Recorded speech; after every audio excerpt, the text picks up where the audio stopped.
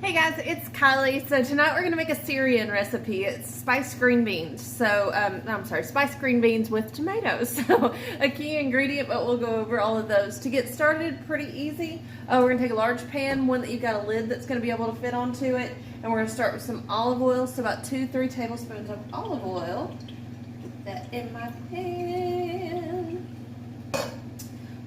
Then we're going to turn it on about medium heat. We want to cook our onions and our garlic together. So I have one large onion, and I just did that in some slivers so that it'll break up. So one large onion and about 4 cloves of minced garlic. So let's let that get translucent. You want to make sure that it cooks through first, and then we'll get started on next steps. Okay, the onions and garlic, they got translucent, so next we're going to add some green beans. So I've got 1 pound of green beans, took the little stems off so nothing's hard on those. Just whichever beans you choose, it kind of depends on your prep for those. Just cut them into bite-sized pieces, 1 to 2 inches. It doesn't have to be anything super picky.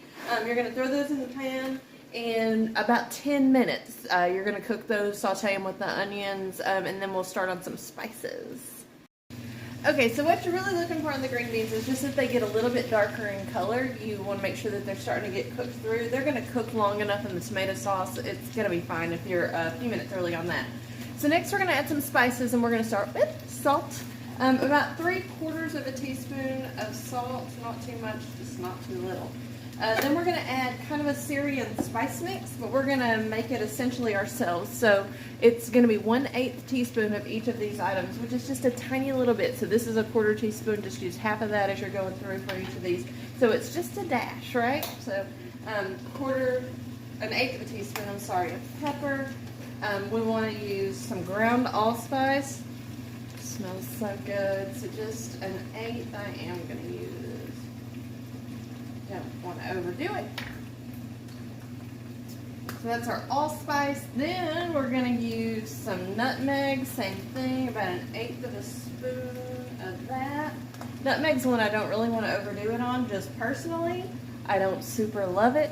What I do love? Cloves. Oh my god. This is the best scent pretty much in the world, I think. I love the smell of cloves. They're so good. So you still want to keep your ratio going, so it's just going to be 1/8 of a teaspoon of that, and then next is going to be some cinnamon. So I've got some ground cinnamon here. Same thing. Let me get that lid off. About 1/8 of a teaspoon of cinnamon. So we're going to stir that around, just get it just a minute, just to like kind of meld the flavors and get those working around into it. You just want to get it stirred up really good. And then we're going to add the rest of the ingredients. So we're going to use some tomato paste. So I've already got this opened up just to make it fast and easy for us, but some tomato paste, about 2 tablespoons of tomato paste whenever you get that.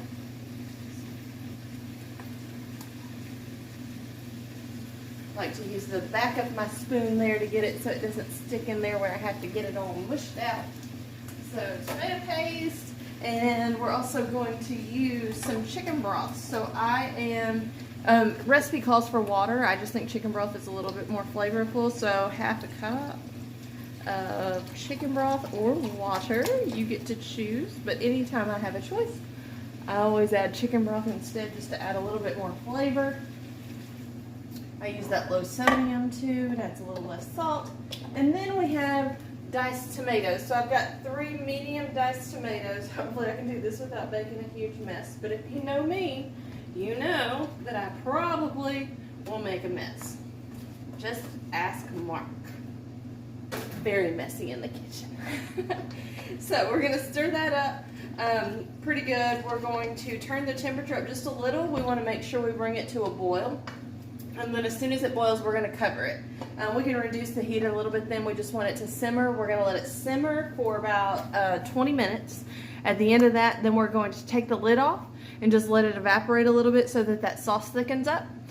So we'll be close to done. I'll show you what that looks like though. And so I again took the lid off, turned the temperature up so that we can heat it up so that it thickens, and then some of that liquid evaporates out to make this a little bit thicker tomato sauce. Honestly, mine could cook down just a little bit longer, but I'm hungry, so I'm probably going to eat this in just a minute, a little more soupy. But the longer you cook it down, the more of that liquid's going to cook out so that it makes for a thicker sauce. It doesn't have to be super thick, but I think that my big summer tomatoes were real juicy to present a lot of liquid in there. So anyway, whichever way you like it, but I cannot wait to try it out. It smells really good in here, so I'm really interested to see what this is, and if you try it, let me know. Thanks so much for sticking with me. I am available on Facebook, TikTok, Instagram, and YouTube, so be sure to follow me.